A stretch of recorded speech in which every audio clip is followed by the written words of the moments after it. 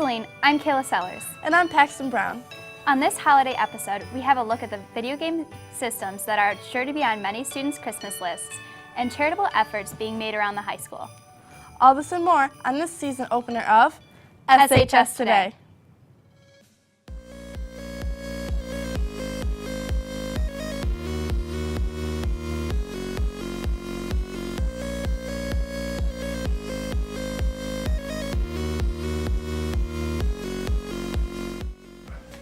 SHS Today.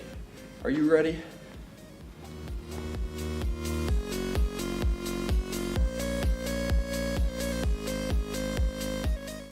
As many of you know, winter break starts tomorrow, December 21st, and will last through the new year.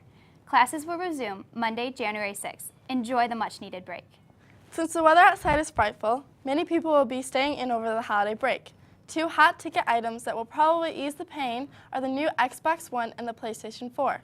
Joel Miller went to GameStop to compare these exciting gaming devices.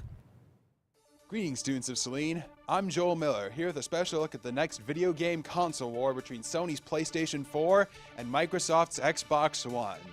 Both consoles are great for games and entertainment, but are different in their own ways. How, you may ask? Well, here's how.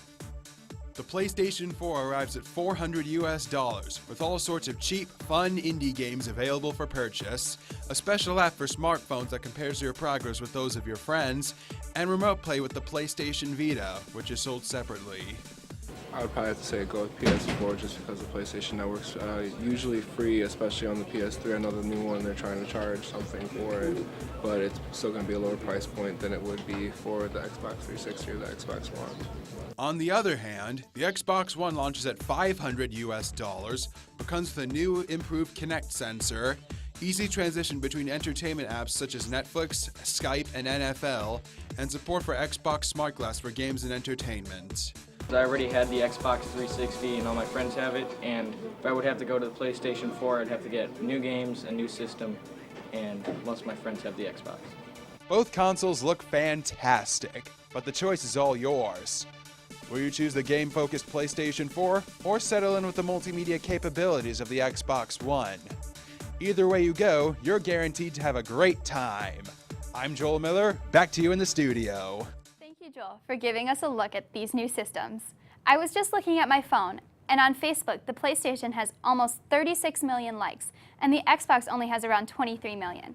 It looks like the competition between these two companies is still thriving. Seniors, it's that time of year that parents are thinking about ads for grads. Without the nice things your parents say, the yearbook is missing a little TLC from your family. Ads for grads order forms must be submitted to Mr. Elliott by January the 10th. The order form can be found on the Saline High School website. During this time of year, charitable organizations are working harder than ever to help those in need. Alec Clark took a look at two SHS programs that are gathering donations for these organizations. This holiday season, students in Saline have been gearing up to help those in need. Whether it's through the Giving Tree, the Key Club, or some other way to give back to their community, the remarkable care and effort of these students has and will continue to make a difference in the lives of others.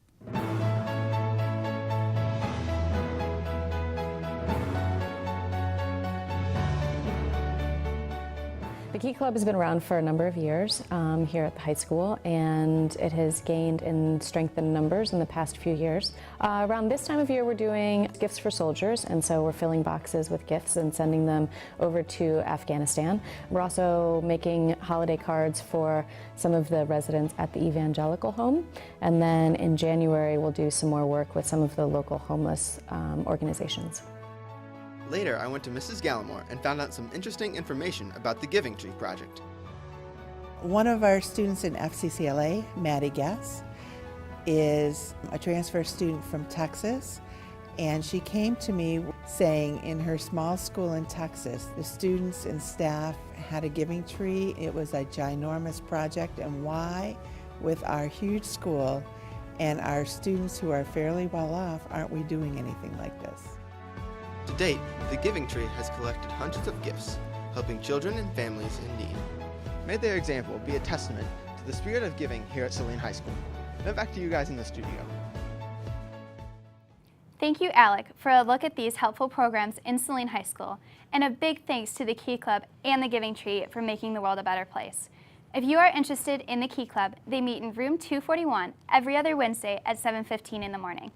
This year, SHS Today's revamped sports segment brings you the best sports coverage. Here today from the new sports team is Wynton Kirkpatrick.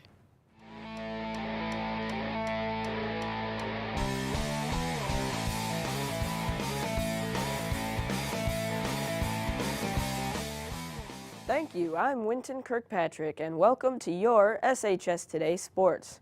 With the weather getting colder, the fall sports season has come to an official close, and now we go to David Webbin for a look at how our Hornets fared in the fall action. We kick it off by starting with our boys soccer team, finishing with a regular season record of 17-1-2 and going on to capturing an SEC title. The football team ended the regular season with an outstanding 8-1 record. They continued to the district title game but lost a very close battle to Bedford. The girls swim team had a very successful season as they won an SEC title and finished second in the state. Unfortunately, the girls field hockey team had a rough season as they finished with a record of 2-10. For the volleyball team, they won the North Branch and the Hornet Invite. Unfortunately, their season ended to a very close district final match to Bedford. The boys water polo team had an above average season, finishing with an 11-10 record. Girls golf finished with an SEC title and finished 8th overall in the state. The boys cross country team ran for their 6th straight SEC title and also capturing a regional championship. As for the girls cross country team, they won an 18th straight SEC title and finished 2nd overall in the state. Finally, we finished with the boys tennis team as they finished with a 5-5 record. As the fall season ends, we bring on the winter season. Thanks to all the Hornets who participated in the fall season, as well as the fans who supported them. Back to you, Wynton. And now the winter sports season is upon us. This past week, the boys varsity ice hockey team lost a tough one against Pinckney with a score of 6-3. The girls varsity basketball team also lost as they battled Chelsea 42-36, with Amanda Zylstra scoring the most points for Saline. Coming up for tonight, the Saline boys varsity swim team has a meet at 6 o'clock, and right next door, the boys varsity basketball team takes on Monroe at 7 here at the high school. Come on out to support your Hornets. Well, that's all for sports. Back to you at the desk. Thanks, Wynton, and that's a wrap for this holiday special. I'm Paxton Brown. And I'm Kayla Sellers. Thanks for watching and have a safe and wonderful holiday break.